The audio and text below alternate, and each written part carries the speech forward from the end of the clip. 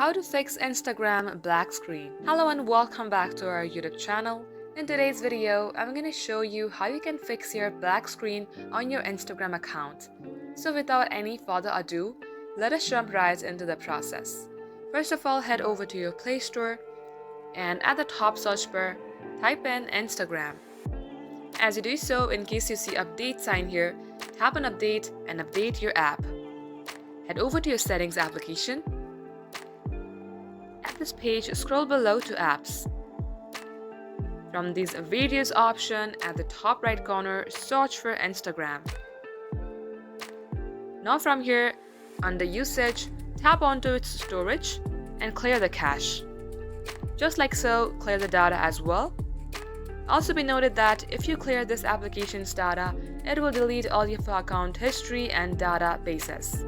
If you would still like to continue, then tap on delete. If not, just tap on cancel. Now go back and tap on to force stop. Then tap on OK. Once you do all that, restart your device, get logged into your Instagram, and this should fix your problem. That will be the end of today's tutorial. Thank you for watching the video till the very end. If it had helped you in any ways, then do like and subscribe. We will be back soon with more tutorials like this.